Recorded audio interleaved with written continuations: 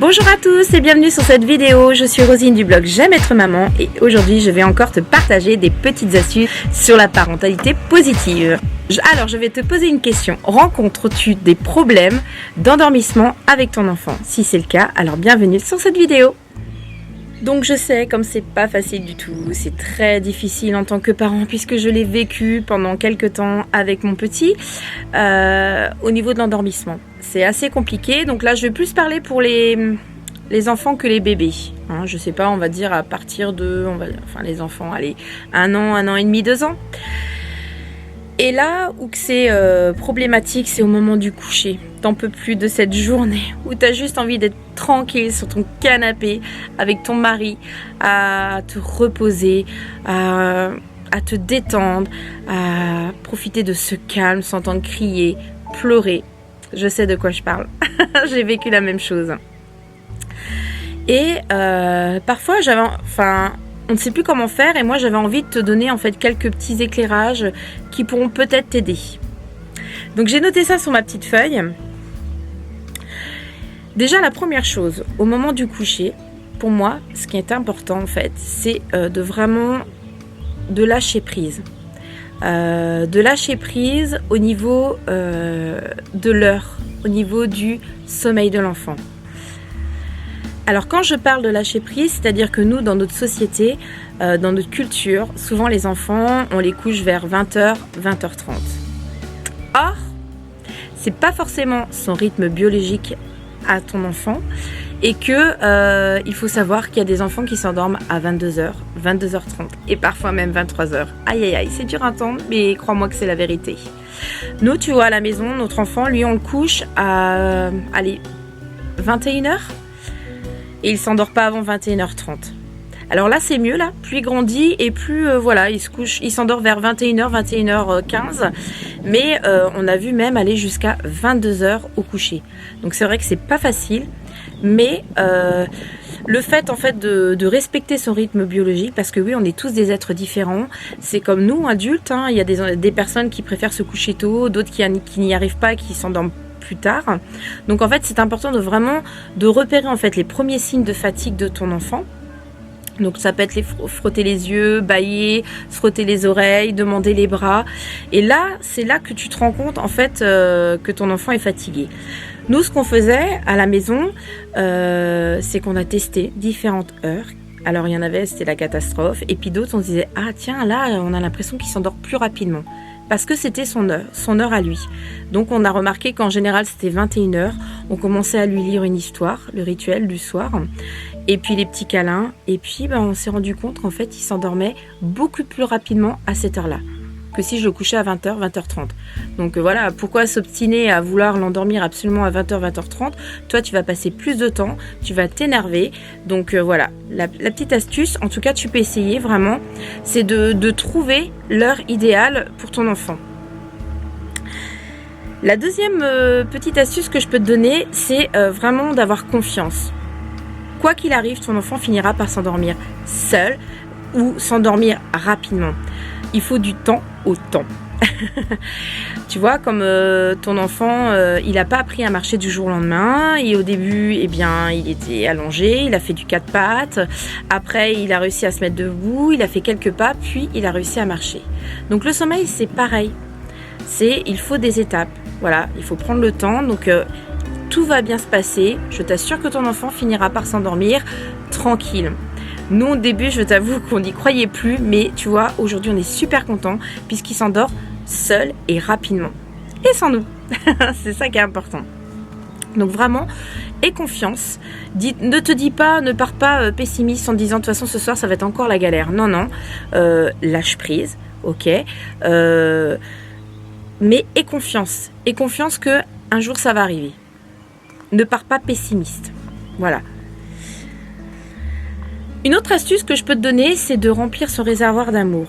Alors voilà, c'est vrai que nous, en tant que parents, voilà, on travaille et tu rentres le soir, tu dois t'occuper des devoirs, des papiers peut-être, de ranger un peu la maison, de faire le dîner, t'occuper des enfants, le bain et tralala, et tu n'as pas forcément le temps de t'occuper de chacun de tes enfants. Or, il faut savoir que si tu prends même ne serait-ce que 5-10 minutes avec chacun de tes enfants, à jouer par exemple, à faire une activité, eh bien il y a de fortes chances que ton enfant, c'est juste ça qu'il a envie, tu vois. Au moment de se coucher, il se dit j'ai pas envie de me coucher, tu vois, moi j'ai envie de profiter de mes parents, j'ai envie d'avoir passé du temps avec chacun d'eux. Donc ce que je te conseille de faire, tu vois, c'est peut-être pas ça, hein, mais en tout cas tu peux essayer, si tu ne le fais pas déjà, de passer vraiment du temps avec ton enfant, vraiment pour que son réservoir d'amour soit rempli, qu'il est vraiment content d'avoir passé du temps avec toi et qu'il n'ait pas ce manque au moment du coucher. Alors une autre astuce aussi que je peux te donner, tu vois, en discutant avec une autre maman qui a fait ça, alors moi j'ai pas fait ça, j'ai pas eu l'occasion, c'est-à-dire qu'à partir de ses 3 ans, tu vois, elle a arrêté de faire la sieste de son enfant, puisque son enfant s'endormait à 11h, 11h30 le soir. Waouh, ça c'est un peu difficile à vivre. Et donc du coup la seule solution, malgré tout ce que là je suis en train de vous parler, eh bien elle a décidé en fait d'arrêter la sieste l'après-midi. Pourquoi ? Ça décalait son rythme de sommeil et du coup ça le relance suffisamment pour tenir plus longtemps le soir. Donc effectivement, à partir du moment où il n'y a plus de sieste l'après-midi, le soir, il y a eu un coucher très rapide puisque l'enfant était vraiment fatigué et donc plus de problème d'endormissement et plus de réveil. Donc ça peut être une astuce que je partage avec toi, que je n'ai pas vécue, mais que je te partage et voilà, si tu es vraiment dans la galère, ça peut être utile et pourquoi pas essayer. Une autre astuce que je voulais partager avec toi, c'est de lâcher prise dans le sens où d'autoriser en fait l'enfant à ne pas s'endormir à l'heure que tu souhaites en fait. Par contre, la chose que tu peux dire, c'est ok, je t'autorise. Effectivement, là, je comprends. Là, t'es pas fatigué, tu n'es pas disponible. C'est compliqué pour toi de t'endormir. Par contre, moi, je ne suis plus disponible. Je ne suis plus disponible pour toi. Là, c'est le moment de maman et de papa pour être tranquille. Donc là, si tu veux, tu peux lire un livre. Tu fais ce que tu veux, une activité calme, un puzzle, un livre. Mais voilà, je te laisse t'endormir quand tu voudras. Là, c'est un gros lâcher prise. Mais ça peut être intéressant de voir un petit peu comment lui réagit. Parce que l'objectif, finalement, c'est que il s'endorme seul, que toi tu passes une bonne soirée et que tu restes zen, parce que forcément à un moment donné à passer des soirées à s'obstiner à ce que ton enfant s'endorme à telle heure, qui te fout la paix clairement, eh bien ça peut si tu continues comme ça, tu vas finir par te très en colère. Donc voilà, mets les choses, sois ferme en disant voilà, je te laisse tranquille, tu fais ton petit truc, par contre moi, là c'est mon moment. Une autre astuce que je voulais aussi partager avec toi, c'est peut-être que ton enfant en fait a peur, a des angoisses. C'est très dur en fait de dormir peut-être seul dans sa chambre, la peur de ne pas revoir ses parents, la peur de s'endormir. Il peut avoir vraiment plein de choses, plein d'angoisses, le fait d'être dans le noir, plein de choses.